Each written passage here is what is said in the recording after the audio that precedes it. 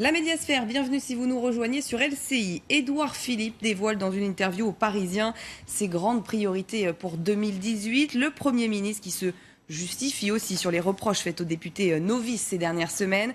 Édouard Philippe qui monte au créneau quand c'est nécessaire, c'est lui qui le dit. Une interview en plein été alors que la cote de popularité est en baisse pour le couple exécutif. Mais le Premier ministre, on va le voir, il est devant son président. En tout cas, c'est un coup de com', on peut le dire, au milieu de l'été, notamment pour préparer une rentrée qui s'annonce difficile. On décrypte, on analyse sur ce plateau avec Dominique Jamais, éditorialiste politique, Frédéric Fosciani, fondateur de QSN, spécialiste des réseaux sociaux notamment, Michel Taube, fondateur du site opinioninternationale.com et Stéphane Attal, fondateur de l'agence des influenceurs. Merci à tous les quatre d'être là. Stéphane Attal, justement, interview dans un journal Le Parisien. C'est étonnant? C'est une belle stratégie de communication qui rappelle l'annonce de la candidature de Jacques Chirac en 1995, pour ceux qui étaient nés à cette époque-là, et qui montre l'intérêt de la presse. Moi, je trouve ça formidable parce qu'on est à l'heure des réseaux sociaux, il ne faut pas se le cacher, mais choisir une presse, un journal populaire, extrêmement présent dans les régions, qui favorise ce qu'on appelle dans notre jargon la prise en main. C'est-à-dire c'est un journal, ça se passe, ça se transmet, ça se lit et ça se garde. Donc Édouard Philippe veut imprimer à la fois une trace, mais aussi ses messages, comme vous l'avez dit, au cœur de l'été, à un moment donné où il n'y a pas grand-chose à lire, pas grand-chose à faire, à part quelques polars.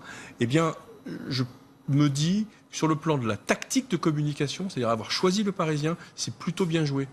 Plutôt que d'avoir été, sur une grande chaîne de télévision, faire un JT, être interviewé pendant 5 minutes devant effectivement 5 millions de personnes, là il va être lu peut-être par beaucoup plus de monde et surtout son message va être inscrit en profondeur. Après, il faut voir ce qu'il y a dans le message, on va en parler. Mais sur le plan de la tactique, je pense que c'est plutôt pas mal. Ouais. Frédéric Fosciani, sur la tactique, du coup, c'est plus repris sur les réseaux sociaux d'ailleurs quand c'est une ITV en journal ou plutôt quand c'est un passage télévisé, par exemple, comme le journal de TF1. On préfère tweeter en live, non? Alors, il y a toute l'activité live, effectivement, qui est systématique aujourd'hui à l'occasion d'une émission et donc d'un journal télévisé.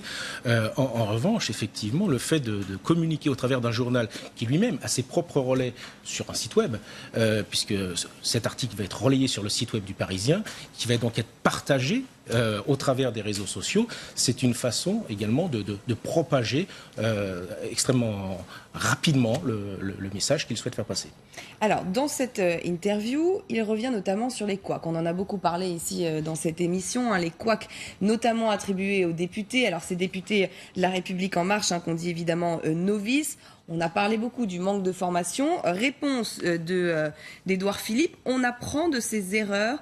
On corrige, c'est un processus continu. Ça veut dire quoi, Dominique Jamais? Il faut nous donner un peu d'indulgence. C'est ça un peu aussi qu'il explique et qu'on tire des leçons. C'est très sympathique, monsieur Édouard Philippe est très sympathique. Mais c'est assez normal qu'un Premier ministre en rodage, lui-même, qui dépend d'un président de la République qui est encore en rodage, ait de l'indulgence pour des députés qui sont en rodage. Tout cela se tient. Il demande aux Français d'en avoir aussi, en fait, à travers peut-être cette interview. Leur dire, soyez, voilà. Les Français, je n'ose pas me faire leur porte-parole, mais enfin, je pense que beaucoup de Français se demandent jusqu'à quand.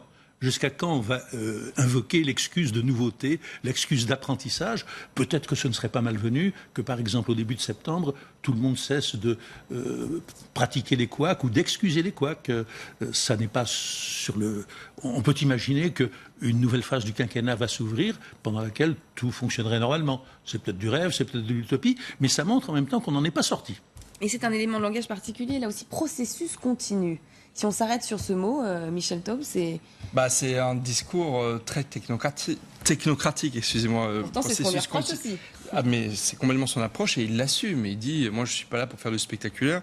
Et pour rebondir un peu sur ce que disait Stéphane Attal, moi je pense que c'est de même que dans le Tour de France, il y a des étapes de transition. Ça, c'est un peu une interview de transition entre les shows médiatiques qu'il a fait lui-même, Édouard Philippe, en faisant des interviews de journal de 20 heures, et ce qui se prépare pour la rentrée dont il annonce, c'est d'ailleurs quasiment une des seules annonces de cette interview, qu'elle sera vraiment reportée au 31 août plutôt qu'au 21 sur la loi de travail. On saura le 31 août ce qu'il y a véritablement dans ce projet de loi. Voilà, mais si on reprend le titre du Parisien, c'est les promesses d'Édouard Philippe. Il y a quand même peu de promesses dans son interview. La réalité, c'est qu'il essaye plus de faire de la pédagogie et il explique au fil de l'interview, grosso modo, j'applique les engagements du président de la République. Il y a très peu d'annonces nouvelles. Il y a somme toute assez peu de promesses. Et je trouve que ça correspond assez bien au profil du Premier ministre, qui se veut sobre, sérieux, qui ne veut pas se la jouer spectaculaire, qui dit aussi quand même, il a rarement dit aussi clairement qu'il s'entend très bien avec le président de la République, qu'ils forment tous deux un couple exécutif presque idéal, sans couac, qu'il y a même de la chaleur entre eux. Voilà. Mais il y a somme toute très peu de promesses et d'engagements concrets dans cette interview. Il y a quand même, si je l'ai bien lu, un message global qui correspond à la ligne voulue par le président de la République depuis quelque temps, c'est-à-dire que la fin de l'année 2017 est passée par profits et pertes. Ça n'est pas l'année où les promesses seront tenues. On ne pouvait pas, la situation était trop mauvaise. Nous avons trouvé des finances dans un état épouvantable. Donc 2017, on y renonce. Mais alors en 2018, là, le gouvernement, le président vont commencer à tenir les promesses qu'ils avaient faites. Ce sera bien, les impôts seront allégés, la croissance sera sûrement au rendez-vous, la loi travail sera passée sans problème. On enterre la première année ou le premier morceau d'année du quinquennat, c'est ensuite que ça ira mieux. Ça aussi, c'est une stratégie de communication, oui, faire oublier qu'il va falloir se serrer la ceinture et que beaucoup de mesures impopulaires arrivent, mais c'est que pour 2017. Mais les promesses d'Édouard Philippe, c'est surtout la promesse du Parisien. C'est une accroche. Le Parisien est une entreprise, c'est un produit, et ça fait mieux vendre de dire les promesses plutôt que les confirmations. Vous voyez ce que je veux dire ? Donc, effectivement, il n'y a pas beaucoup de promesses. Il confirme les promesses de son président et il dit surtout que lui et le président s'adorent, s'aiment beaucoup. C'est en général pas très bon signe, parce que de ce qu'on a vu à chaque fois que le Premier ministre ou que le président a annoncé aussi clairement ou a fait dire aussi clairement que l'entente était parfaite, ça veut dire qu'il y a quand même pas mal de tensions. Voilà. Mais je me dis que c'est pas forcément ce qu'il y a de plus intéressant dans l'interview. Ce qu'il y a de plus intéressant, en effet, c'est la date du 31 août, le report de la loi travail qui va annoncer véritablement la rentrée sociale. Et comme disait Dominique Jamais, cette interview sonne peut-être la fin de l'état de grâce, la fin des 100 jours. En tout cas, on est dans une nouvelle séquence. Et pour la rentrée sociale, justement, c'est un peu montrer qu'il est prêt, en tout cas, c'est ce qu'il dit pour la rentrée, qu'il n'a pas peur d'une rentrée sociale, notamment dans la rue, parce que c'est évidemment ce qu'on pressent. Il veut montrer qu'il reste serein, alors calme, posé, détendu, il balaie les critiques, c'est ce que dit quand même l'article. Il veut donner en fait le sentiment de maîtrise, de savoir où il va. Une sorte de sérénité, de maîtrise de lui-même et de la machine gouvernementale, malgré les quelques couacs qu'il a eu, sur les couacs sur lesquels d'ailleurs il ne s'étend pas trop. Grosso modo, effectivement, il se donne deux excuses. C'est la nouveauté, la jeunesse. Il y a une nécessité de rodage. Rodage, c'est le terme du journaliste. Lui, c'est des calages plutôt dont il parle. Et la deuxième excuse qu'il se donne, entre guillemets, c'est qu'il dit « j'ai trouvé une situation budgétaire plus grave que ce qu'on pensait, et c'est pour ça aussi qu'il y a eu certains coups de vis qui ont été décidés. Michel. On est bien d'accord. Chaque fois, à la fin de la période des 100 jours, il y a une interview du Premier ministre qui dit la situation est beaucoup plus grave que ce qu'on nous l'avait dit. Voilà. C'est la vieille politique finalement. Qu'est-ce qu'il y a de nouveau dans cette politique-là ? Voilà. Alors, il dit calme, serein. Le mot promesse qu'a repris, qu'a mis en exergue le Parisien est quand même important. Et Édouard Philippe essaie de répondre. Je ne sais pas si cela convaincra les lecteurs du Parisien et au-delà le reste des électeurs ou des citoyens. Mais ce qui est mis en question, ce qui est mis en doute depuis quelque temps, c'est la loyauté, la sincérité, le sérieux et la cohérence du président. Et donc, il essaie de démontrer que malgré, vous savez, les allées et venues, les allers-retours sur l'aide au logement, le couac justement sur le budget de la défense, il essaie de démontrer qu'il y a un fil et que ce fil sera renoué l'an prochain, que certes il y a eu quelques cafouillages parce que c'était la période de début, mais que le président est quelqu'un qui tiendra ses promesses, qui tiendra ses engagements, chose qu'on pouvait mettre en doute, et de façon peut-être subliminale, je n'ai pas l'interview sous les yeux, il y a l'idée que le président est en train de travailler et que début septembre, on verra ce qu'on verra, que le président donnera la ligne après que les ministres auront donné le sens. Et en même temps, il y a aussi un côté de fermeté, c'est-à-dire que En effet, calme, serein, voilà, on explique que ça va pas. Et en même temps, il dit, seule l'efficacité compte, je ne suis pas là pour faire plaisir. Donc là, il y a aussi un côté fermeté, c'est-à-dire notamment sur toutes ces mesures un petit peu impopulaires. Il est moins politique que manager, là. Voilà. Dans quel sens? Dans le sens, je suis là pour bosser. Il fait écho à un propos du président Macron, je ne suis pas le Père Noël. Il y a l'idée que nous sommes sous un nouveau régime, un nouveau cours, et que la démagogie c'est fini. On verra. Alors tout cela renvoie aussi, parce qu'il dit à plusieurs reprises, je vais tenir les engagements du candidat Macron et du président. Mais en fait, quelle est la ligne politique au final? Et on a quand même encore du mal à la comprendre, parce que par nature, la majorité qu'a conquise Emmanuel Macron, elle est hybride et elle emprunte à la droite, elle emprunte à la gauche. Quand même, Emmanuel Macron et Édouard Philippe ont fortement baissé dans les sondages depuis un mois. Très forte baisse. Et je considère que le moment clé, c'est l'affaire des 5 euros sur les APL. Ça, je pense que ça a touché les lecteurs du Parisien, mais tous les Français. Ça parle aux gens, c'est quelque chose de concret. C'était un peu inattendu, il faut le dire quand même. Enfin, ça parle aux jeunes. Et dans l'interview, ça parle aux jeunes, ça parle aux jeunes, ça parle à tous ceux qui en sont à 5 euros près, et ils sont très nombreux malheureusement dans la société. Et dans l'interview, il confirme également la suppression de plus de 300 millions de dotations aux collectivités locales. Mais la page d'après, dans le même journal Le Parisien, vous avez des élus locaux qui disent concrètement, cette suppression, ça veut dire quoi? C'est-à-dire que les crédits à la politique de la ville, c'est-à-dire aux quartiers en difficulté, vont être supprimés. Et que là aussi, sur le plan des populations les plus fragiles, il y a un coup de vis qui va leur être préjudiciable. Qui compte, je suis pas là pour appeler ça. Ça justifie finalement ça. Exactement. Donc il y a quand même des mesures très fortes qui sont annoncées. Elles ne sont pas nombreuses, très concrètes, immédiatement opérationnelles, qui touchent en fait les plus démunis et les plus défavorisés. Et qui suscitent des réactions de plus en plus vives sur le terrain. Dans la politique de la ville, il faut quand même bien voir qu'elle est très utile, notamment pour prévenir la radicalisation dans les banlieues, qui est quand même le phénomène le plus grave dans notre société aujourd'hui, et que c'est quand même très grave de prendre de telles mesures. Ce que dit Michel sur les APL, c'est confirmé par l'interview, puisque là je l'ai sous les yeux. La réponse à la question sur les 5 euros fait une ligne. Mais pas de justification, pas de discussion. On balaye le sujet comme si c'était fait. Mais comme si surtout c'était un peu coupable. Voilà. La chute de popularité dont on va parler sûrement, qui est l'événement de ce début du mois d'août, est peut-être le signe ou l'annonce, une fois de plus, d'une distorsion entre la classe politique, ou disons les catégories supérieures, et la population. Vous parliez des aides au logement, par exemple. En effet, on y a été sensible, très sensible, à la fois comme symbole et sur le fait, dans une certaine catégorie de la population. Et Édouard Philippe, comme le ministre de l'économie et des finances, comme le ministre du budget, comme le président, ils sont sur une ligne qui a été largement approuvée, qui est devenue quasiment un dogme dans la classe politique et même dans la classe médiatique, dans les journaux, dans tous les médias, etc. C'est il faut rogner sur les dépenses publiques, il faut être ferme, il faut on ne peut pas diminuer les impôts immédiatement. Il faut être extrêmement strict, il faut couper partout, il faut tailler partout, même en effet dans à l'époque, ça s'appelait la rigueur. Voilà, même on ne prononce pas le mot, mais la chose y est. Tabou. Même dans des budgets, même dans des budgets symboliques, même dans des quartiers difficiles, etc., etc. Et ça, c'est ce qui justement risque de ne pas passer. Ça passe très bien auprès des économistes libéraux notamment, et ça risque de passer très très mal, de plus en plus mal dans la population ordinaire, chez les gens qui ne sont rien. Et ces mesures impopulaires, elles sont comme ça contestées sur les réseaux sociaux. C'est quelque chose dont s'empare la twittosphère notamment. Évidemment, parce qu'il ne faut pas oublier non plus que l'élection présidentielle a connu le plus fort taux d'abstention. Donc il y a beaucoup de personnes qui à l'époque ne se sont pas manifestées, n'ont pas participé. Il y a une certaine base qui a élu le président.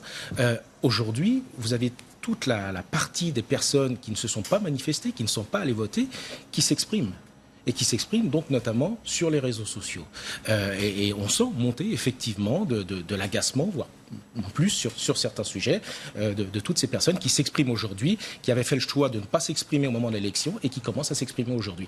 Donc cette politique de vouloir reporter, de commencer à reporter, de dire on balaye, on laisse passer l'année, etc. Et on vous garantit que les choses vont commencer en 2018, il va falloir qu'à un moment donné les promesses soient tenues, parce que l'exaspération, apparemment le Premier ministre disait qu'il n'avait pas peur que la rue se manifeste.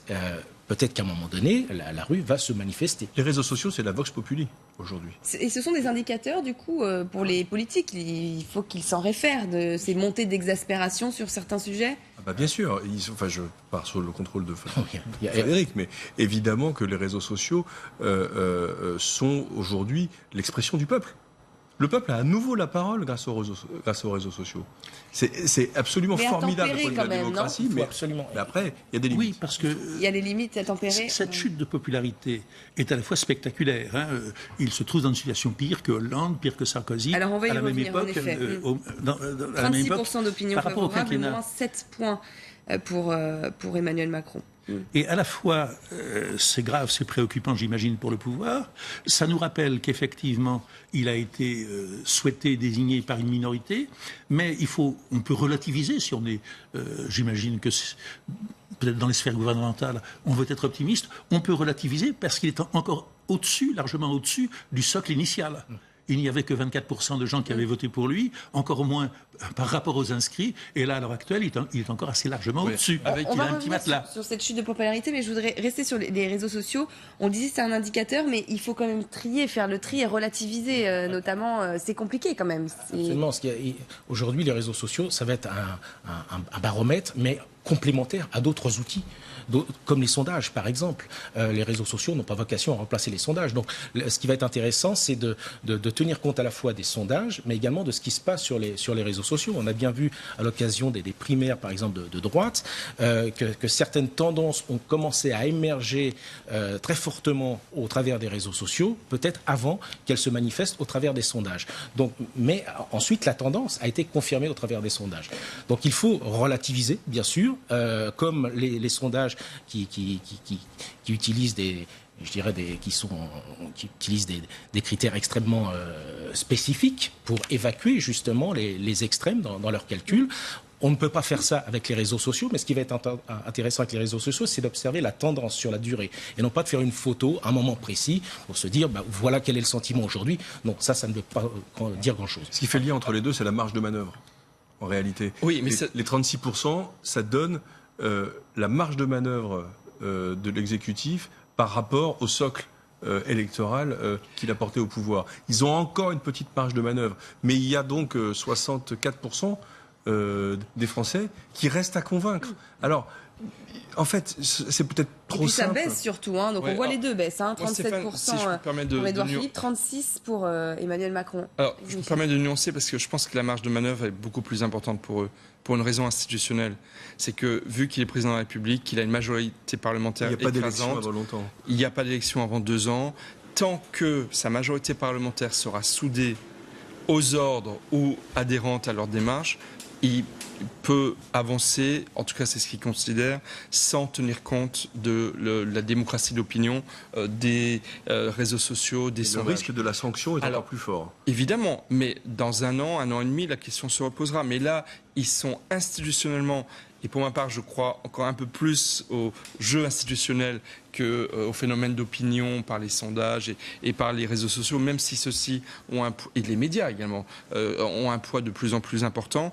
Et je pense que institutionnellement, là, ils ont une ceinture de sécurité qui leur permet d'avancer assez sereinement. Le jour où ça va commencer à coincer, notamment dans la majorité parlementaire, qui est tellement hétéroclite et dont on ne sait pas au final ce que pense chacun des élus nouveaux députés, et qui va commencer à y avoir des frondeurs qui vont émerger sur des affaires sensibles, sur des dossiers vraiment de fond. Là, l'impact de la twittosphère, des médias et des sondages commenceront à peser sur le gouvernement. Alors, et pour le moment, je pense qu'ils peuvent être assez sereins. Sur les sondages, je voudrais qu'on fasse un point. Sondage, donc YouGov.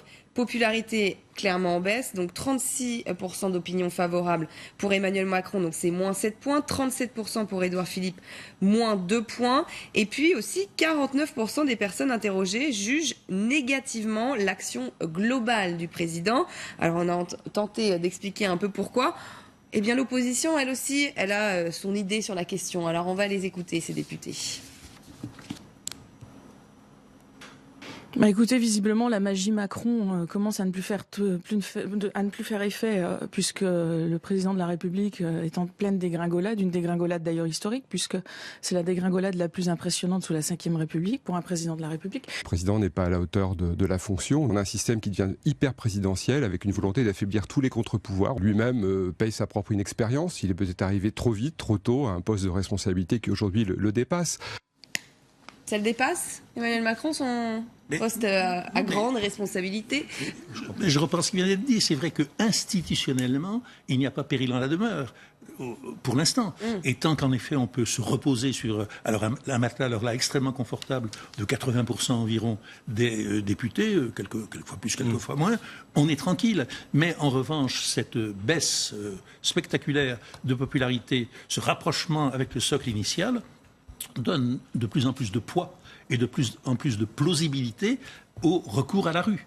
C'est-à-dire que si on parle comme on le fait, notamment à la France Insoumise par exemple, si l'on parle constamment du recours à la rue, on n'a pas de crédibilité tant qu'il n'y a pas d'agitation, tant qu'il n'y a pas de, comme par exemple ce sera le cas éventuellement avec la nouvelle loi travail, avec la réforme du Code du travail, tant qu'il n'y a pas d'actualité. Mais si l'on peut se prévaloir pour en appeler à la rue d'une réelle impopularité, là les choses changent. Et effectivement, ce qui est positif peut devenir négatif. Il n'y a rien à craindre du côté du Parlement, donc d'autant plus grande est la tentation pour l'opposition, voire les diverses oppositions, de contourner le Parlement et d'en appeler à la rue. Il n'y aura pas de contre-pouvoir dans la rue. Parce qu'entre les réseaux sociaux qui s'agitent et les abstentionnistes qui se réexpriment, c'est vrai que... les insoumis seront dans la rue, et voilà, les extrêmes gauches, donc, en fait, il n'y a finalement. donc pas de contre-pouvoir à l'exécutif qui serait dans la rue pour compenser ça. C'est là la difficulté.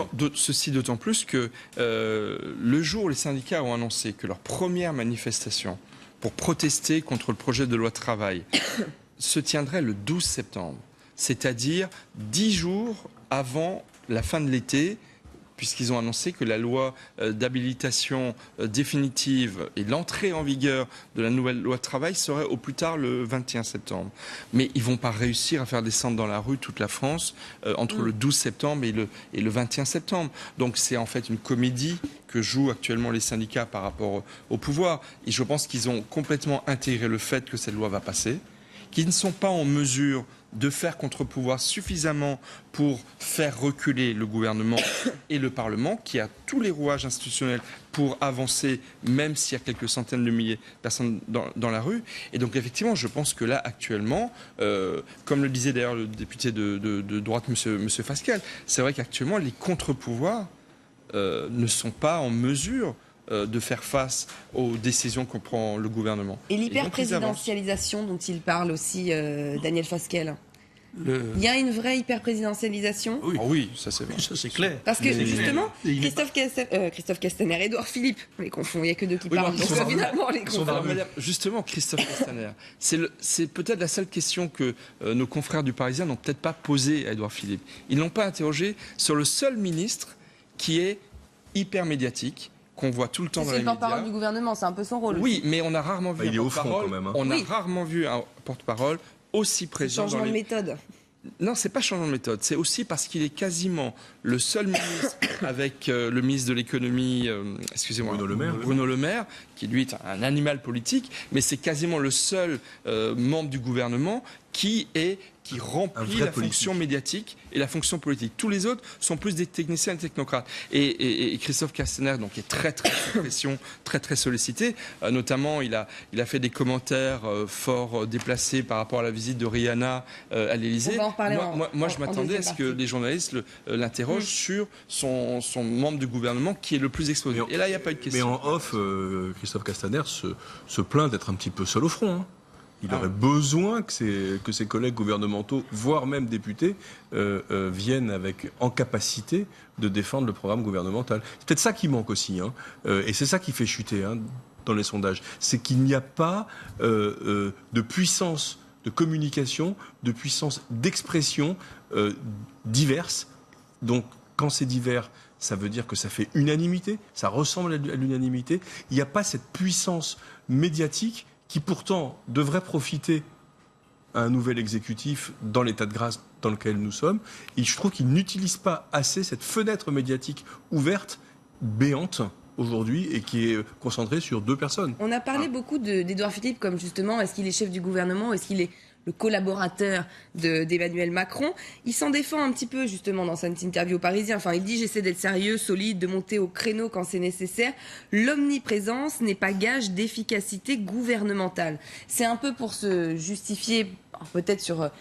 on le considère comme le collaborateur, mais aussi, est-ce que c'est pas un petit aussi, on va dire, un message à l'ancien quinquennat et à leurs anciens gouvernants, c'est un petit peu ça quand même, c'est ça, on va faire différemment. En fait, ce qui est paradoxal... Parce qu'avant, c'était une omniprésence, mais finalement, Macron fait la même chose, non? Alors, ce qui est paradoxal avec Emmanuel Macron, c'est qu'il a dit, dès qu'il serait élu, il ne serait pas tous les jours présent à commenter l'actualité. Je ne serais pas commentateur. C'est ce qui a tué Sarkozy et Hollande, qui étaient tous les jours à commenter l'actualité, qui étaient les commentateurs des commentateurs eux-mêmes, et ça a considérablement dégradé la fonction présidentielle. Mais en même temps, même s'il est en recul par rapport à l'actualité, l'omniprésence, il est omniprésent il lui dit médiatiquement. n'est pas gage d'efficacité gouvernementale, mais Macron est omniprésent. Et en même temps, tout en n'étant pas dans l'actualité du jour le jour, il est hyper présent au niveau photo, au niveau vidéo, avec le couple présidentiel qui est mis en scène constamment. Sur la scène internationale, ça a été magistralement orchestré. Et donc, on a un hyper-président hyper présent, mais très silencieux, très discret, qui s'exprime très peu.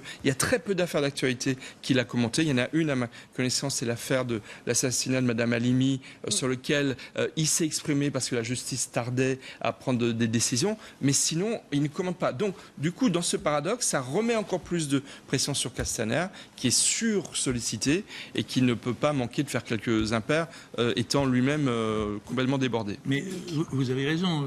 Le président a promis qu'il ne serait pas omniprésent de la même manière que l'étaient ses prédécesseurs à l'excès, et il ne l'est pas. Mais il est omnipotent. Hein, il s'occupe d'absolument tout. Et sa présence, en effet, ne se manifeste pas par des commentaires, le moins possible, mais on apprend à l'improviste, d'ailleurs, chaque jour où on voit par des photos, par ceci, par cela, qu'il agit. Mais derrière la façade spectaculaire ou télévisée, etc., il y a d'autres choses. Et si Castaner fait preuve d'une suractivité et suroccupe le terrain, c'est parce qu'il y a à l'heure actuelle 3 catégories de ministres. Il y a ceux qui sont priés de ne pas prendre la parole, affaires étrangères ou défense, Emmanuel Macron s'est arrogé le monopole de ses fonctions régaliennes. Il y a ceux qui ne souhaitent pas encore prendre la parole parce qu'ils préparent quelque chose, mais que normalement l'on devrait voir enfin entrer en scène à la rentrée ou quelque part par là. Et puis il y a ceux, très certainement, on est en train de les noter, de les juger, les ministres, il y a ceux qui sont jugés inaptes à prendre la parole, dont on s'est aperçu à l'expérience depuis ces quelques mois qu'ils n'étaient peut-être pas à la hauteur. Édouard Philippe, qui est quand même un petit peu devant Emmanuel Macron, c'est à noter un petit peu quand même, finalement, le Premier ministre, en termes de popularité, au-dessus d'Emmanuel Macron. Vous voulez briser le couple idéal qu'il a voulu lui-même former avec Emmanuel Macron. Presque égal, hein, vous voyez, c'est ça. Moi, j'ai une opinion un petit peu différente.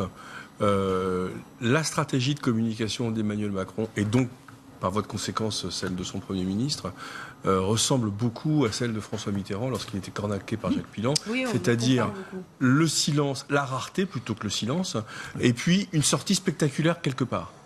La dernière sortie spectaculaire, c'était le discours du Veldiv, où Emmanuel Macron a été formidablement présent, sincère et dans une émotion qui, je pense, a été partagée à la fois par les gens qui étaient là et par les gens qui assistaient à ce discours. S'il s'est mis là-dedans, très bien, il faut en prendre acte. Quelle va être la prochaine sortie spectaculaire ? Quelle va être la prochaine grande émission de télé que personne n'aura jamais vue ? Quel va être le prochain grand événement dans lequel il va exprimer une vision ou faire une annonce ? C'est ça le danger. C'est quand on est dans la stratégie de la rareté, il ne faut pas oublier de sortir à un moment donné. Et il ne faut pas oublier que le jour de la sortie doit être un grand événement avec du fond. Alors, il y a une illustration très concrète de ce paradoxe d'un président hyper présent mais très discret. C'était hier. Emmanuel Macron a rendu visite à des enfants accueillis par le Secours populaire qui ne peuvent pas partir en vacances. Il a tapé le ballon avec eux. Mais qui était présent juste à côté ? Il y avait le PDG du Paris Saint-Germain. Oui. Et ils ont discuté. Mais il n'a pas du tout parlé devant les caméras. Il a même un peu évité la caméra Neymar. Quand tu regardes l'image. Exactement. Ouais. Donc en fait, c'est vraiment le symbole, ce qui s'est passé hier, c'est le symbole de toute sa communication politique. C'est je m'affiche avec celui qui est l'objet de toute l'attention médiatique, c'est-à-dire le patron du PSG. Je suis avec des enfants, donc ça c'est la politique, je tiens compte des plus pauvres, même si, comme on le disait tout à l'heure, ils ont annulé des crédits. Message-là. Oui, mais en même temps, il a communiqué sur un sujet sur lequel ils ont supprimé des crédits d'application. Et je sais que Stéphane en parle souvent, entre les valeurs, les enjeux et les décisions qu'on prête, c'est là que tout se joue. Donc là, à vouloir faire croire qu'il tient compte des jeunes en difficulté alors qu'ils annulent les crédits d'application, certaines mesures, franchement, les gens ne sont pas dupes et sont de moins en moins dupes. On est en et là, limite de on a eu un très démagogie, bon exemple de cette communication. Je ne m'exprime pas, mais je m'affiche très fortement et du coup j'occupe le terrain médiatique. Alors qu'on voit d'ici, c'est très facile à imaginer comment auraient réagi Sarkozy ou Hollande à l'affaire Neymar. Je suppose que ni l'un ni l'autre n'auraient résisté à l'envie de montrer qu'ils aiment le football, qu'ils se tiennent au courant, etc. Ils auraient abondamment commenté. Et Macron, il serait allé le chercher. Mais Macron, il soutient l'OM, donc il ne pouvait pas trop... En tout cas, voilà le secret des choses. L'idée quand même, c'est de montrer que le gouvernement est au travail cet été. On est quand même bien d'accord avec cette interview qui arrive le 3 août. C'est ça, l'idée, c'est de montrer cette image de... Il est au travail et il occupe la place. Oui, mais avec beaucoup de communication subliminale. C'est qu'on a l'image, mais on n'a pas le son. Et c'est aux personnes qui regardent l'image, puisqu'il s'affiche, mais sans s'exprimer, c'est à ceux qui observent de comprendre, de tirer le message et de comprendre. Il s'affiche avec le président du Paris Saint-Germain, et bien prenez l'information, etc. Je participe avec des enfants, prenez l'information, mais je ne fais pas passer le message, et à chacun d'interpréter. Le problème, c'est qu'à un moment donné, les gens ont besoin d'un message clair. C'est ça, c'est ce qu'ils attendent. En tout cas, le message clair qu'on a entendu de la part de la France Insoumise, et notamment de Jean-Luc Mélenchon, c'est que ces députés recherchent vacances désespérément. On l'a vu ces derniers jours, on l'a décrypté sur ce plateau. Et à la tête donc de cette fronde pro-congé, évidemment, le patron de la France Insoumise. Souvenez-vous. La vérité, c'est que tout le monde est épuisé. Il faut quand même s'en rendre compte. Moi, je vous demande d'y réfléchir. Comprenez que nous avons une campagne présidentielle dans les bottes, plus une campagne législative. Et il faut bien que j'arrête un jour. J'ai besoin de me reposer. Ouais, mon pote, je veux mon été tranquille. Je veux reconstituer ma force, j'en ai besoin. Et Jean-Luc Mélenchon, en tout cas, il a eu le besoin de se justifier hier face aux journalistes. C'était pendant un point presse à l'Assemblée. On écoute. Je demande qu'on considère, quand je parle de vacances, d'abord que c'est un droit pour tout le monde, mais qu'on veuille bien réfléchir au fait que dans un groupe, il n'y a pas que des hommes de mon âge qui n'ont pas les mêmes charges de famille que les autres. Mais j'ai là plusieurs pères et mères de famille qui ont des engagements et il est normal qu'ils puissent les tenir. Et le retour auprès des leurs, les annulations de vacances, tout ça met en cause un équilibre. Alors je sais qu'il y a de grands esprits qui considèrent que non, bien sûr, il faudrait être là tout le temps parce que la vie de l'Assemblée continue. Mais vous-même, journaliste, sauf erreur, la vie de l'actualité continue et pourtant vous prenez des vacances. Bon. Donc lâchez-nous un peu la grappe. Ah bah oui, non, on va pas lui lâcher trop la grappe, justement, Dominique Jamais. C'est mignon comme tout, c'est adorable, c'est surprenant. Voilà un homme politique qui est hanté par toutes les grandes révolutions, qui s'y réfèrent constamment, et notamment par la Révolution française. Et je ne me rappelle pas que, par exemple, la nuit du 4 août, les constituants aient chômé. À ma connaissance, non. La Révolution a été un phénomène continu où on ne comptait pas ses heures. Voir Mélenchon mélanger le souci pour ses jeunes collègues chargés de famille. Parce que la première justification, c'est ça. C'est pas pour moi, quand même. Moi, j'en ai pas besoin. La vraie bonne nouvelle, en mettant de ça en dérision, c'est qu'ils regardent la médiasphère. Peut-être. Voilà, parce que c'est vrai qu'il y a 2 jours, on a fait un bon passage, parlé, en effet. Et donc, ça veut dire que quelqu'un lui a dit qu'il y a des gens qui étaient en train de parler de ses vacances, quand même. Et donc là, on justifie. Oui, mais ces arguments ne tiennent pas. C'est ça, il y a 2 arguments. Donc, ce n'est pas pour moi, c'est pour les députés qui sont jeunes parents et qui ont dû annuler en vacances. Et puis, deuxièmement, c'est la faute aux journalistes. Et l'annulation de vacances, je suis désolé, mais il défend les salariés, etc. Mais combien de salariés vivent régulièrement l'annulation de leurs vacances au dernier moment pour des raisons de fonctionnement de service. Donc c'est un argument qui ne tient absolument pas. Surtout, il y a certains Français qui ne partent pas qui ne partent pas. Ils partent seulement une semaine, puisqu'il s'est plaint de n'avoir eu que 2 semaines. Peut-être a-t-il tenu compte d'une réaction qui est assez présente sur les réseaux sociaux, où la tendance est de ne surtout pas plaindre, de s'attendrir sur les hommes politiques ou sur les journalistes, dont un certain nombre disent qu'ils sont bien fatigués à l'issue de la longue séquence politique qu'on vient de traverser, et c'est un thème qui n'est pas du tout populaire. Oui, pour des députés qui travaillent quand même sur une loi de moralisation de la vie publique. Oui, c'est ça, mais il y a eu des maladresses. maladresse. Dans ce sens-là, quand François de Rugy a dit « Moi, j'ai présidé jusqu'à 13 heures de débat à l'Assemblée », ça n'a pas du tout plu au public. Ils ont des obligations de mission, hein. Ils n'ont pas des 39 heures de travail ou des heures supplémentaires. Donc c'est normal qu'ils emplissent ces missions. Et encore une fois, Jean-Luc Mélenchon, même, j'ai déjà dit ici, mais par rapport à son électorat, moi je repense à ces jeunes qui ont tapé le ballon hier avec Emmanuel Macron et le président du PSG, qui eux ne peuvent pas partir en vacances. 40% des enfants et donc c'est assez indécent. C'est d'une indécence par rapport à de nombreux Français, des millions de Français qui ne partiront pas en vacances et qui entendent le leader, candidat d'extrême gauche qui prétend défendre le peuple et représenter le peuple. Non, je trouve ça vraiment choquant. Ils sont en train de voter la fin de leurs propres privilèges, tellement ces privilèges sont devenus impopulaires dans l'opinion. Ils sont bien mieux payés que la moyenne des Français. Je dis pas que c'est pas mérité. Je dis que, franchement, je rejoins Michel Taube, mais à 200%, c'est indécent de parler de ça.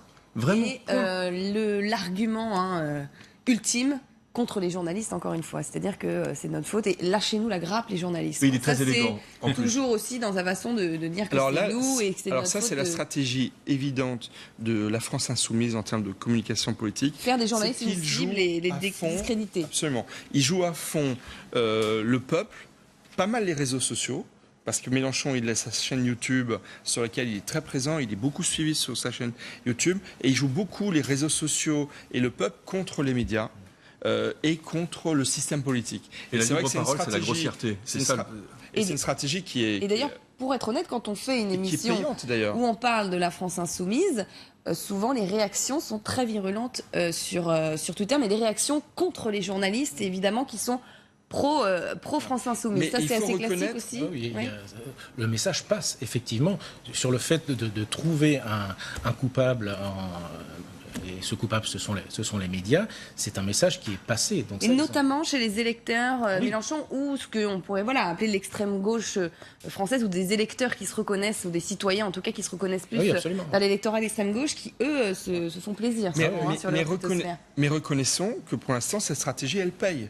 Parce que parmi les 5 groupes d'opposition à l'Assemblée nationale, le seul groupe que l'on voit véritablement, c'est la France Insoumise. Et notamment parce qu'Emmanuel Macron, et c'est aussi peut-être une des raisons pour lesquelles il chute fortement dans les sondages, c'est que Emmanuel Macron, il incarne quelque part le système. Et donc, Mélenchon contre Macron, je veux dire, ça fait il reprend son fameux rôle de personnage anti-système. Ça fait un match de boxe qui fonctionne bien. Et pour le moment, c'est vraiment Macron contre Mélenchon, Mélenchon contre Macron. Est-ce que ça va durer ? Est-ce que cette posture d'opposition systématique va tenir dans la durée ? Ça, c'est difficile à dire. Mais pour le moment, il est vrai que cette stratégie paye bien et donne une surexposition médiatique et sur les réseaux sociaux à Mélenchon. Ok, merci à tous les 4 et puis on souhaite quand même de bonnes vacances à Jean-Luc Mélenchon. Et vous restez avec nous, l'information continue sur LCI.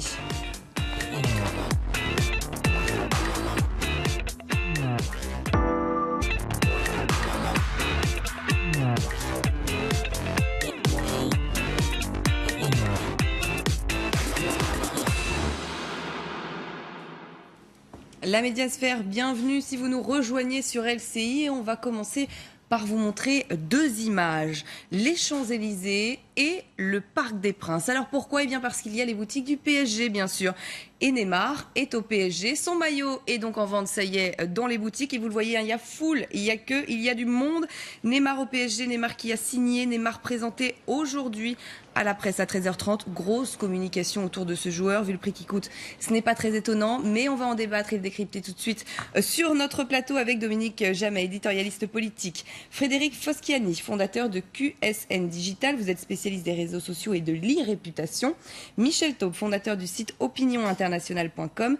Et Stéphane Attal, fondateur de l'agence Les Influenceurs. Merci à tous les 4 d'être là. Merci à vous. On en parle depuis hier, depuis un petit moment déjà. Ça a été long quand même l'histoire. Neymar donc au PSG. Neymar qui s'est exprimé. Première prise de parole, c'était dans la nuit sur Instagram. On regarde. Preparei textinho aqui para o dia de hoje.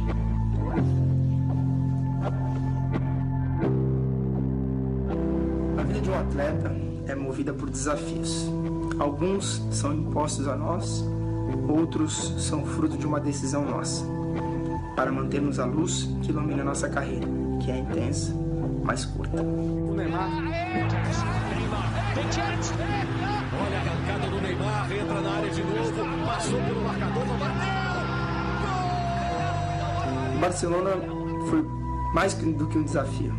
Foi um sonho de criança que jogava com aqueles craques no videogame. Cheguei na Catalunha com 21 anos, cheio de desafios. Alors, déjà, si on en vient aux médias, aux moyens de communiquer, Instagram, on sait que Neymar, sur les réseaux sociaux, donc Instagram, Facebook, Twitter, c'est 30 millions d'abonnés. C'est donc pas étonnant qu'il fasse une vidéo, en fait, sur les réseaux sociaux, et notamment sur Instagram.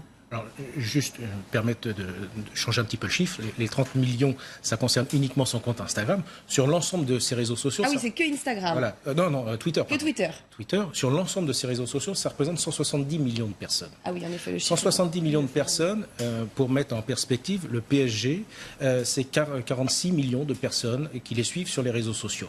Donc vous voyez l'objectif en termes de communication, d'impact, en termes d'impact international, mondial, l'objectif là est déjà atteint en termes d'impact marketing et communication.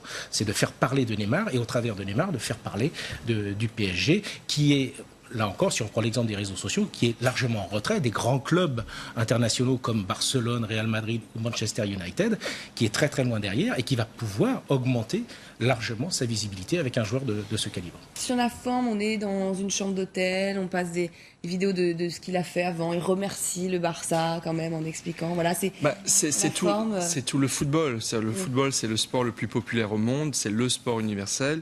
Le champion Neymar, il est bien entendu, c'est un chéquier, c'est une richesse, c'est une fortune, c'est une star, mais c'est aussi un joueur de foot dans lequel les enfants, les jeunes qui tapent le ballon partout dans le monde, en France, en Amérique latine, d'où il vient, et aux quatre coins de la planète. Et donc, il faut qu'il se retrouve en lui. Et donc, effectivement, il est dans sa chambre. C'est un jeune encore, c'est un jeune, il n'est plus tout à fait un ado, mais c'est un jeune que l'on voit là, qui s'exprime et qui se justifie un peu de changer de vie et de quitter le Barcelone, quel drame, pour venir au PSG. L'arrivée de Neymar au Paris Saint-Germain, en fait, ça résume pratiquement la vie politique et médiatique du monde. C'est le sport, l'argent, la politique. Neymar, aujourd'hui, il est plus populaire que la reine Elisabeth. C'est absolument incroyable. Mais ça veut dire quoi ? Ça veut dire que le Paris Saint-Germain, sur le plan de la communication pure, a réussi un coup absolument magistral.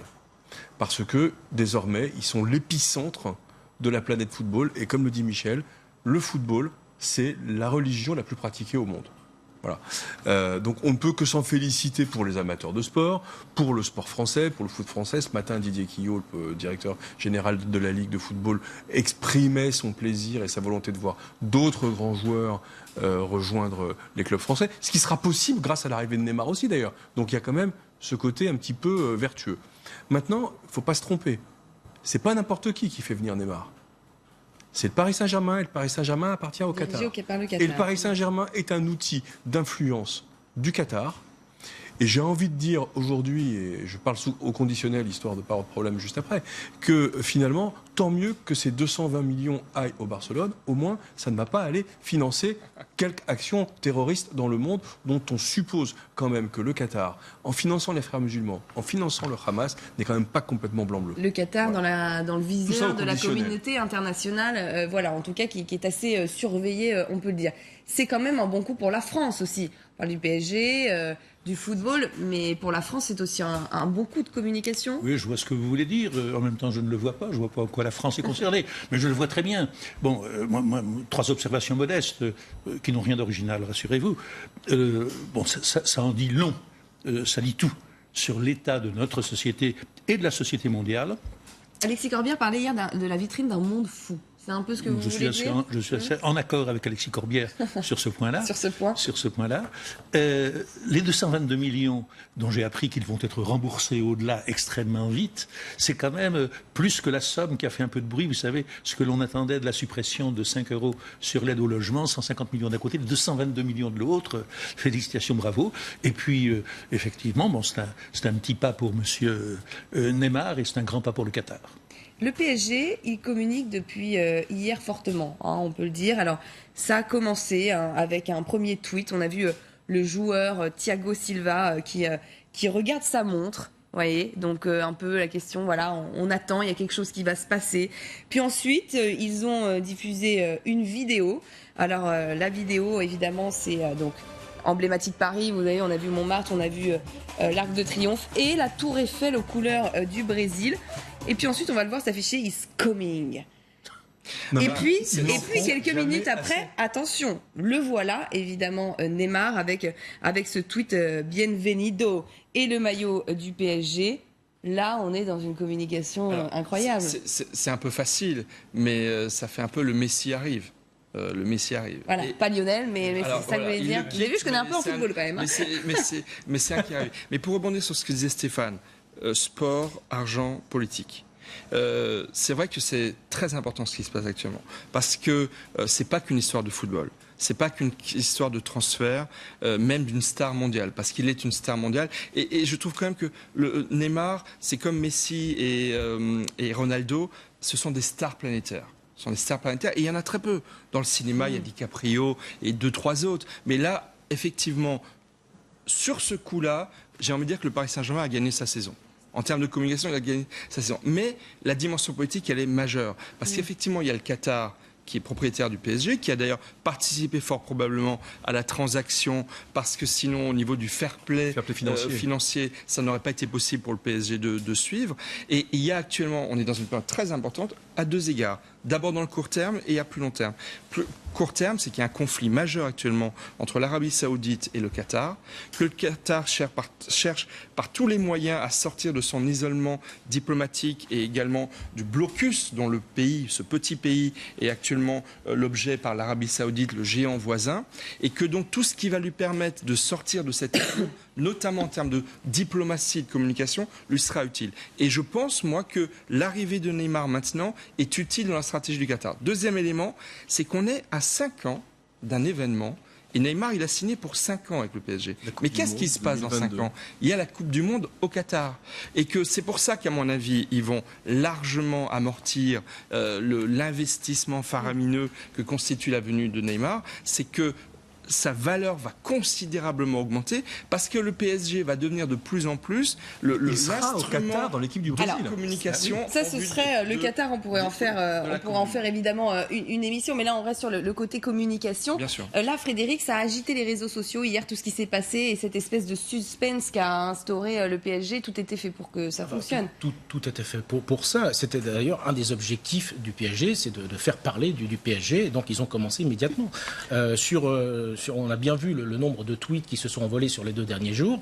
Et rien que ce matin, on est prêt à 2 millions de tweets qui parlent de Neymar juste sur la matinée. Donc vous voyez qu'en termes d'impact, on y est. Et ces tweets dans le monde entier. C'est en Asie, c'est en Amérique latine, c'est en Europe, c'est même aux États-Unis. D'où d'ailleurs l'intérêt économique, parce que l'achat notamment des droits TV de la Ligue 1, on dit qu'au Brésil, on va l'acheter alors qu'on ne regardait pas le PSG et la Ligue 1 française, et en Chine aussi, puisqu'il a une popularité. Et c'est pour ça que tous les clubs français sont plutôt contents de l'arrivée de Neymar, parce que ça va faire exploser les droits de télévision et ils vont recueillir une partie des fruits. Michel parlait de star planétaire. Moi, j'ai plutôt envie d'aller un petit poil plus loin et de parler d'icône.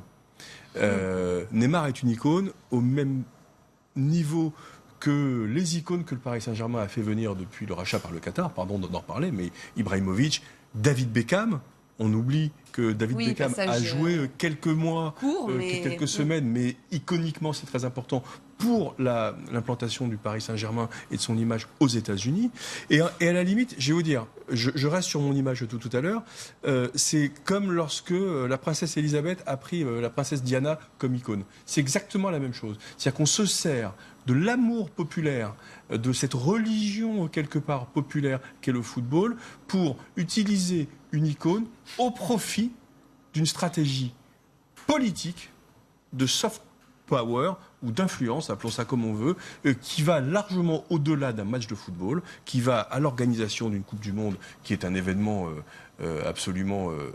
l'événement le plus populaire au monde. C'est le plus que les Jeux Olympiques. Encore plus que les Jeux Olympiques, qui va surtout de des intérêts d'un pays dans le monde. On ne peut pas parler que de football aujourd'hui. C'est pas possible. Parce que, mais je vais vous dire, je vais plus loin. Il ne faut pas parler que de football, mais il faut dire bravo, parce que c'est un super coup. Hein. Voilà. Le dernier point culminant de l'enthousiasme pour le football en France remonte à 98. À la Coupe du Monde qu'a gagné la France. Et là, on voit bien que c'est différent parce que le succès, l'attraction du football en 98 n'était pas pure, puisqu'il s'y mêlait du nationalisme, du chauvinisme. C'était la France. La France en a conclu que tout était résolu sur le plan de nos petits problèmes intérieurs. Nous étions fiers, n'est-ce pas, de voir la France en champion du monde. Là, il n'est pas question, sauf peut-être au Qatar, je connais mal le Qatar, il n'est pas question de nationalisme ou de chauvinisme. C'est absolument pur, il n'est question que de sport et d'argent. Alors, autre sujet d'actualité qui a enflammé les réseaux sociaux depuis 2 jours ou 2-3 jours, c'est une espèce de déchaînement quand même de violence envers certains politiques. Je voudrais revenir sur ce qui s'est passé hier à l'Assemblée. Alice Thourot, députée La République En Marche, prend la parole pour s'exprimer notamment sur la réserve parlementaire, puisqu'on est dans ces débats sur le projet de loi de moralisation de la vie publique. Alors qu'elle est en train de prendre la parole, on le voit à l'écran, mais on ne vous passera pas la vidéo avec le son, parce que justement, ce son est presque en bruit de fond, presque inaudible. Ce sont donc des députés qui sont dans l'Assemblée qui ont rapporté justement ce bruit, qui sont des cris de chèvre. Il y aurait eu des cris de chèvre donc quand Alice Thourot s'exprime. Un des députés, d'ailleurs, LREM, a accusé immédiatement sur Twitter un député LR, donc les Républicains, scandaleux pendant l'intervention de ma collègue Alice Thourot, un républicain imite la chèvre, une honte. Là, on est quand même dans... ça s'est déchaîné sur Twitter, il y a eu des réactions suite à cet événement. Oui, il y a eu des réactions, mais je dirais curieusement, il n'y en a pas eu autant que sur certains autres sujets qui peuvent paraître moins graves. Ça nous rappelle, finalement, là, on est même au-delà des réseaux sociaux, ça nous rappelle ce qui s'était passé avec d'autres députés, comme Cécile Duflot. Ce genre de choses n'est pas nouveau. Voilà, Cécile Duflot avec Sarah Bafleur. Tristement pas nouveau. Non, mais c'est profondément scandaleux. Ouais. Moi, je vous avoue, franchement, je ne l'avais pas vu, donc je le découvre là. C'est extrêmement choquant. Et c'est aussi une raison pour laquelle il y a eu un renouvellement de l'Assemblée nationale et que les Français ont voulu voir venir de nouvelles têtes. C'est que non, il y a un sexisme et un machisme, notamment chez les anciens députés et politiques qui sont là depuis longtemps, qui est profondément choquant. Et pour tout vous dire, parce que là, ça me touche. Moi, je porte des chaussettes oranges. Et là, à la place où je suis, on me voit lorsque la caméra me montre de dos. Montrez les voilà, ça y est, on les voit, les chaussettes oranges, parce que contre les violences faites aux femmes. S'il y a eu des bruits de chèvres dans l'Assemblée, ce sont des violences faites contre les femmes, et c'est profondément inadmissible, et on ne peut pas rire de ça, on ne peut pas en rire, de même que le propos de Castaner, qui peut par ailleurs être un bon porte-parole en termes de communication, mais ses propos sur la manière de s'habiller de Rihanna lorsqu'elle vient à l'Élysée. On va y venir, on va le réécouter là-dessus. Il y a une réaction ce matin sur notre antenne d'un député, justement, Stanislas Guerini, je voudrais qu'on l'écoute. Ça, c'est minable. C'est des pratiques qui doivent disparaître de l'Assemblée nationale. Il faut que, sur tous les bancs de l'hémicycle, on comprenne que la misogynie, que l'agressivité excessive n'a plus sa place. Et il y en a beaucoup de misogynie à l'Assemblée ? Il y en a, quand on voit ça, il y en a toujours trop. Ouais. Et donc, peut-être que pour certains, c'est un processus de mutation un peu long et douloureux, mais je crois qu'il faut que chacun le fasse. Ça n'a plus sa place sur les bancs de l'Assemblée. C'est un sujet qui est sérieux. Alors, il y a eu différentes réactions sur Twitter, notamment François de Rugy, alors qui affirme que l'auteur de ce cri sera identifié. Beaucoup de réactions de politiques, peut-être c'est ça plus que finalement de citoyens ? Oui, finalement plus, mais il faut que le message soit clair et il faut que des sanctions soient prises, parce que c'est un sujet qui revient de façon récurrente et rien de change. C'est des vieilles pratiques quand même. Mais exactement. On se souvient des petites poules, quand il y avait eu quelques mois, Cécile Duflot qui s'est sifflée quand elle a Sarah Bafleur. À l'occasion de la mort de Simone Veil, on a rappelé récemment la violence extraordinaire du débat sur l'interruption volontaire de grossesse. Rien à voir avec ce qui s'est passé aujourd'hui. Et là, il faut à la fois condamner, comme le fait M. Taube, et relativiser. C'est-à-dire que ce genre de comportement, il est en effet dans la plus détestable tradition parlementaire de notre Parlement machiste et misogyne, et ça paraissait normal, et personne n'en faisait état. Et là, ce qui est extraordinaire, c'est l'émotion soulevée par l'imbécilité, par la muflerie d'un député qui est désapprouvé par l'ensemble de la classe politique. Si vous voulez, mutatis mutandis, on se retrouve devant un phénomène comparable à celui des plaintes pour viol. Vous savez, il y a deux façons d'interpréter la montée des plaintes pour viol. Est-ce qu'il y a de plus en plus de viols? Non. Mais il y a de plus en plus, heureusement, de femmes qui portent plainte pour viol. Est-ce qu'il y a de plus en plus de bêlements, de chèvres pour se moquer d'une femme à l'Assemblée? Évidemment pas. Mais il y a une condamnation unanime par tous ses collègues de ce monsieur, ce qui n'aurait absolument... Tous ses collègues, je ne sais pas. Tous ses collègues, il y a une condamnation officielle, unanime, ce qui n'aurait pas été le cas autrefois. Parce que cette violence, parce que pour moi c'est de la violence, encore une fois... N'exagérons pas. Ah non, je ne suis pas d'accord, M. Jamaïque. Je vois bien que vous n'êtes pas d'accord. Non, et d'ailleurs, s'il y a eu des réactions... Violence, qu'entendez-vous par violence? Écoutez, se moquer d'une députée qui parle en faisant le bruit d'une chèvre, je suis désolé, c'est violent. Et je voudrais revenir sur les choses. Elles sont oranges, j'aimerais dire pourquoi en 2 mots. Parce que c'est la couleur de la lutte contre les violences faites aux femmes. Et tous les ans, il y a des hôtels de ville dans le monde entier, dont l'hôtel de ville de Paris, qui est illuminé le 24 novembre en orange pour, à l'initiative de l'ONU Femmes, militer contre les violences faites aux femmes. Et je maintiens que c'est violent de se comporter comme ça quand un député s'exprime. Elle a réagi assez vite, elle a tweeté, évidemment, elle aussi. Et elle dit donc misogynie, cris de bête, propos déplacés. Est-ce donc cela le professionnalisme qui nous ferait tant défaut? Elle arrive finalement peut-être à retourner un peu la chose en disant aussi, voilà, nos détracteurs, ils nous disent on n'est pas professionnel, mais regardez, on nous reproche ça, mais regardez face à quoi on est. Elle arrive à utiliser peut-être aussi finalement un peu en sa faveur. Je pense que le seul intérêt de tout ça, c'est que pourquoi ne serait-elle pas le porte-drapeau d'un mouvement pour en terminer avec ça? Moi, je rejoins complètement la pensée de Michel. C'est de la violence, c'est de l'injure. Que ce soit une femme ou un homme, d'ailleurs, je me fais peut-être un peu l'avocat du diable, mais alors après c'est peut-être plus facile en effet d'aller chahuter un peu une femme. En tout cas, c'est ce qu'ils pensent. Sur les bancs d'une faculté, il se passe la même chose. S'il s'agit d'une chargée de TD qui est un peu mignonne, elle se fait siffler en rentrant. On a tous vécu des choses comme ça. Bon, c'est pas très grave, sauf que là, il y a des caméras. Et surtout, là, ce ne sont pas des étudiants. Et que là, il y a c'est des députés élus par les Français, surtout, payés par les deniers publics. Et surtout, il y a un autre élément qui est, heureusement, qui est un progrès. La politique, c'est un rapport de force. C'est un rapport de force. Et il était temps qu'il y ait plus de femmes en politique. Là, on a 41% de l'hémicycle qui est composé de femmes.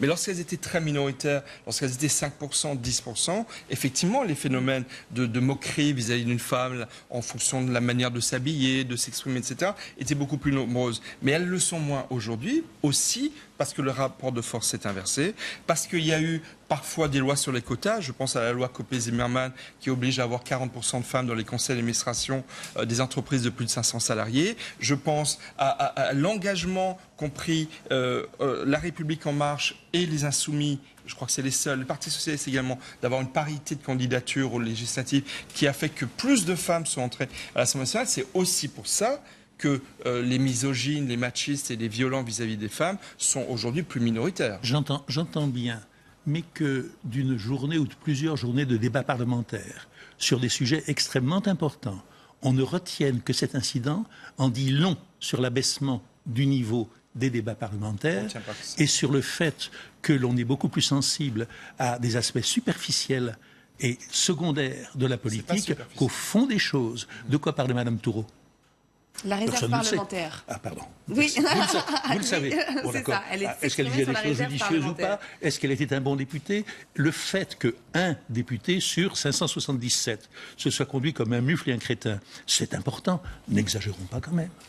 Un petit peu quand même, mais voilà, en parlant de réflexion, de réflexion sexiste et de déchaînement sur les réseaux sociaux. Je voudrais qu'on en vienne à ça. Il y en a un qui, on peut le dire, en a pris pour son grade, quand même, c'est le porte-parole du gouvernement, après cette déclaration sur Combini.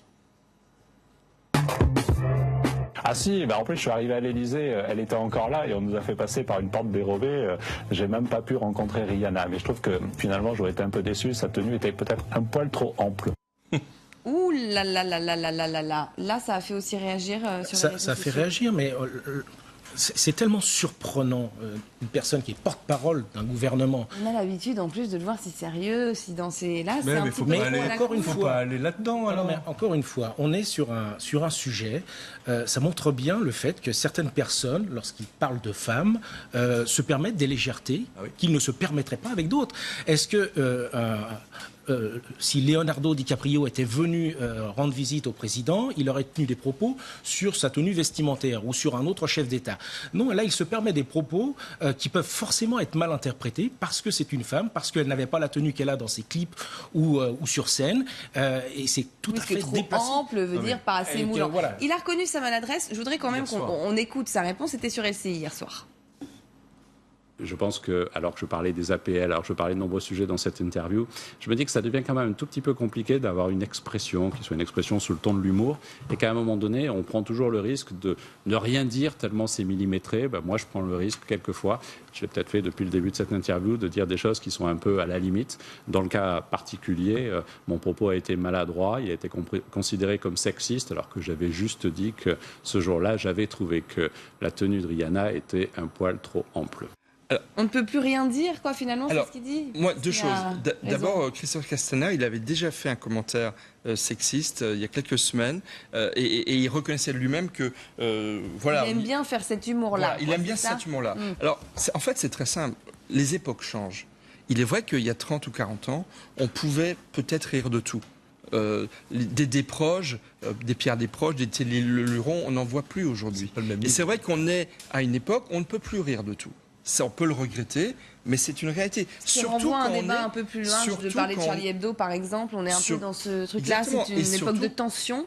Oui, et c'est quoi, la dictature du politiquement correct alors? C'est pas que la dictature du politiquement correct, c'est qu'il y a aussi des minorités qui aujourd'hui revendiquent un respect, et là je ne parle pas des femmes parce qu'elles sont majoritaires, mais il y a des groupes de population qui veulent être respectés parce que pendant des millénaires ou des siècles, ils ne l'ont pas été et qui n'acceptent pas, peut-être que ça reviendra dans un siècle.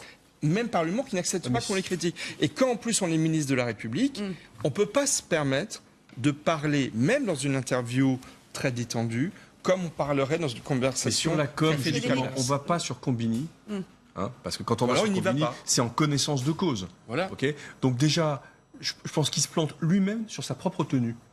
Il est habillé, il est encostumé, presque engoncé dans son costume de ministre, alors qu'il va dans un truc où il faut être extrêmement détendu, extrêmement light. Première chose. Il a toujours quand même son ton de langue de bois qui est un petit peu décalé par rapport au médium utilisé. Ensuite, il parle de Rihanna comme ça, juste pour être dans le ton, pour faire réseau social, pour faire surjouer jeune, pour vous, c'est ça? Pour surjouer. C'est vraiment très très mauvais. Et franchement, ça n'a aucun intérêt, je vous le dis. Non, mais effectivement, il n'y a rien de plus dangereux que l'humour. En termes de communication, et je pense que... Oui, en termes de ton, là, en termes de communication, est-ce que c'est ce que les gens attendent d'un ministre qu'il vienne pour faire de l'humour? Rien de plus dangereux que faire de l'humour quand ça n'est pas son métier ou que ça n'est pas son objectif premier. Son métier est de faire autre chose et certainement pas d'essayer de glisser de l'humour. Tout peut être interprétable différemment. Et effectivement, c'était ni le lieu, ni son rôle. Mais bien sûr. On veut pas quelqu'un de François normal. Hollande. Donc, il n'a jamais utilisé l'humour en public. Non, un petit peu, de temps en temps. Donc le tort de Christophe Castaner a été d'aller là où il n'aurait pas dû aller et d'employer le ton qu'il croyait devoir employer là où il n'aurait pas dû être. Bon, cela dit, il s'en est excusé, il a prié qu'on l'excuse, il a demandé humblement pardon, il a été sensible à la pression qui s'est immédiatement déchaînée contre lui. Je ferai remarquer quand même qu'il a fait une allusion dont il a prié qu'on l'excuse à l'une des deux raisons pour lesquelles Rihanna est mondialement connue. Ça n'est pas effectivement pour la sévérité de ses costumes. Non, mais c'est plutôt pour ses chansons, non? Ça n'est pas seulement. Ah oui, mais alors là, donc vous dites que c'est la faute à Rihanna un petit peu, c'est ça? Mais il n'y a pas de faute. Non, je ne dis jamais. Je ne dis pas cela. Je ne dis pas cela du tout. Je dis que l'une des raisons pour lesquelles Rihanna est connue, c'est peut-être la façon dont elle se déshabille, ce qui est le cas également de Beyoncé. C'est quelque chose qui est notoire. Il serait surprenant de ne pas tenir compte de cet aspect intéressant de la personnalité de Rihanna. Mais alors là, pour le coup, quand vous faisiez référence tout à l'heure à François Hollande et à son humour, il a aussi voulu faire passer ça de temps en temps, François Hollande, et se faire passer pour quelqu'un de normal. C'était son fameux la présidence normale qui n'a pas du tout fonctionné. C'est-à-dire que les gens n'ont pas envie que ces politiques soient des gens normaux. C'est pas donné à tout le monde. En plus. Emmanuel Macron est assez drôle. Voilà, donc est assez fin. Donc il peut faire Hollande rire. l'était aussi quand même. François Hollande aussi. Ah, Christophe Castaner, apparemment, pas du tout. Et puis, c'est pas très grave. Il a peut-être d'autres qualités. Mais là, voilà, il s'est juste planté. Il a floppé, comme on dit. C'est pas il très, a voulu très grave. créer le buzz, montrer qu'il était dans l'air du temps, etc. Regarde la chemise. Sauf que ça n'est pas du tout ce qu'on attend de lui. Et encore une fois, c'est déplacé. Cantonner une personne à des comportements, alors que son objectif était de rencontrer le président pour un autre sujet, Est-ce que ça... Là, je vous rejoindrai. Si on prend ce biais-là, oui. Est-ce que ça justifie aussi, du coup, leur communication à minima ? Parce que justement, ils vont pouvoir dire, vous voyez, vous ne reprochez pas à communiquer, de pas parler, mais quand on parle, finalement, au moindre truc qu'on dit, voilà. Mais ça, et il dit après, c'est pollué, c'est qu'il a répondu sur la PL et machin, on a retenu que ça. Est-ce que la présence de Rihanna à l'Élysée, en pleine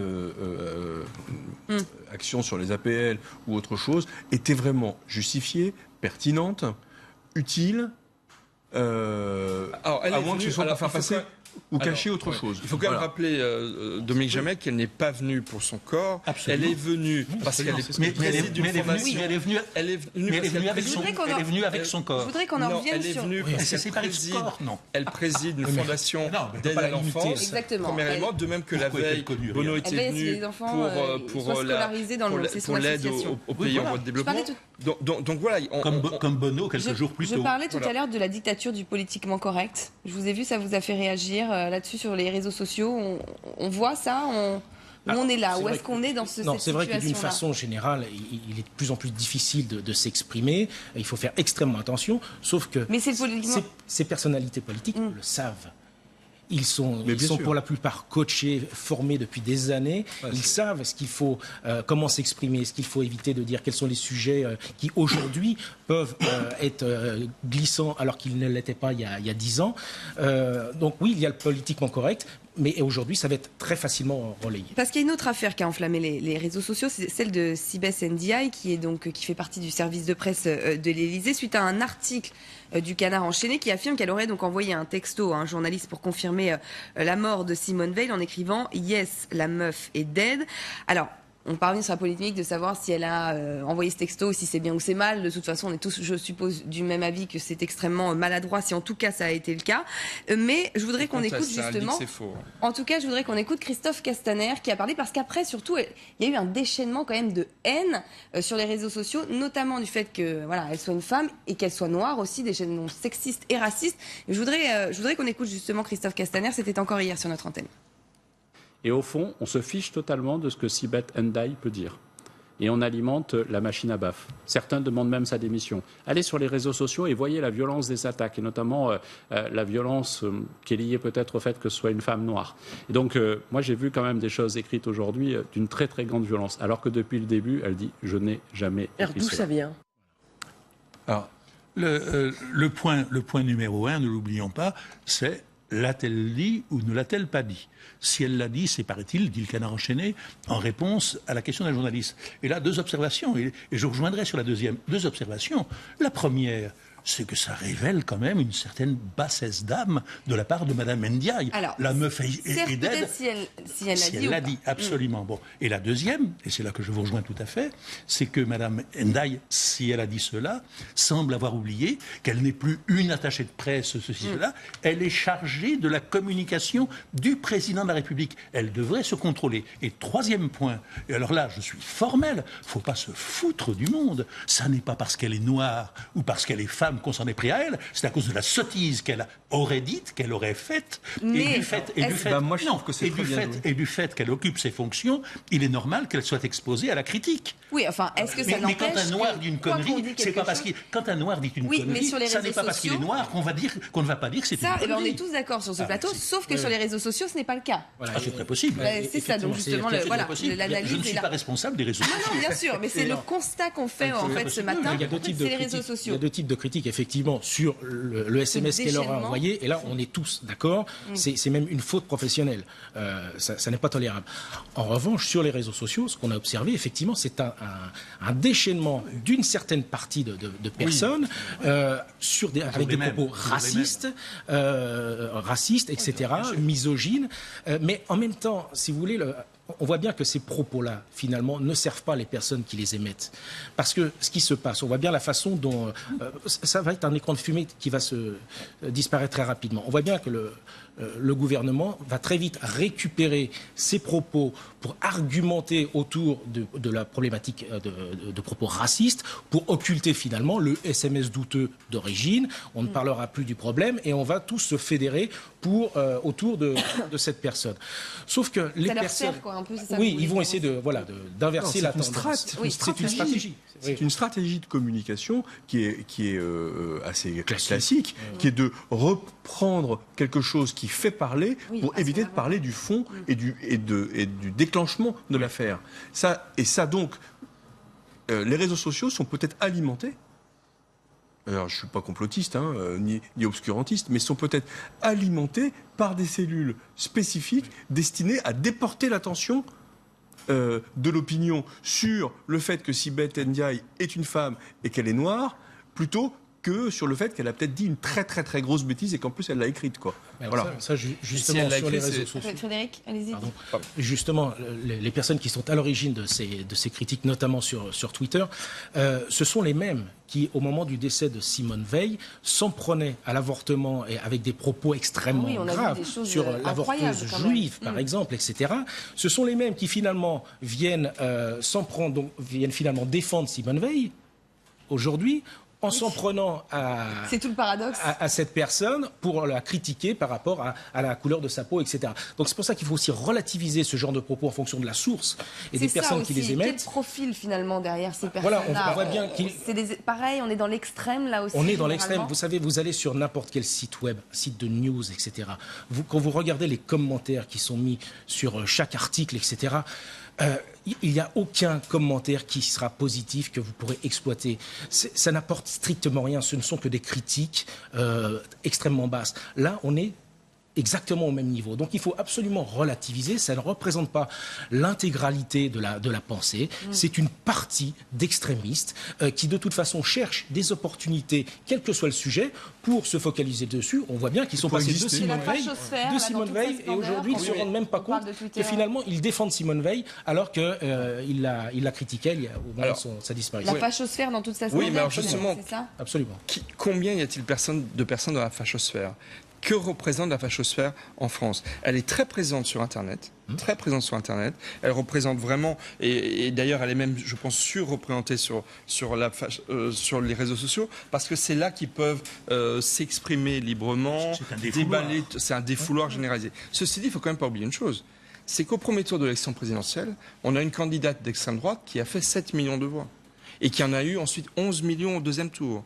Et qu'il y a aussi un contexte politique en France, et d'ailleurs la France, il y a un terreau politique en France qui facilite également l'émergence de ces expressions et qui a libéré, et ça a commencé avec Jean-Marie Le Pen et ça a continué avec sa fille Marine Le Pen. Et donc il y a aussi un contexte politique qui facilite, dès que l'actualité le permet, l'expression et ce déchaînement de xénophobes, racistes, antisémites et autres homophobes comme ça c'est beaucoup répandu ces dernières années en France, et donc c'est ça aussi qu'exprime, je trouve, tous les tweets que l'on voit actuellement sur les réseaux sociaux. Cyberlynchage, comme on dit, c'est ça ? Oui, mais en même temps, il faut relativiser le volume de tweets qui ont été exprimés. Ce que l'on retient, c'est le contenu véhément de certains tweets. Au total, sur les 2 jours, il y a eu à peu près 20 000 tweets sur le sujet, ce qui n'est pas considérable par rapport à ce qui se passe sur Twitter. Et déjà hier, vous aviez moitié moins de tweets sur le sujet. Donc, je dirais, à la fin du week-end, on n'en parlera plus. Il sera temps de se reposer la vraie question. Est-ce qu'elle a réellement envoyé ce SMS ?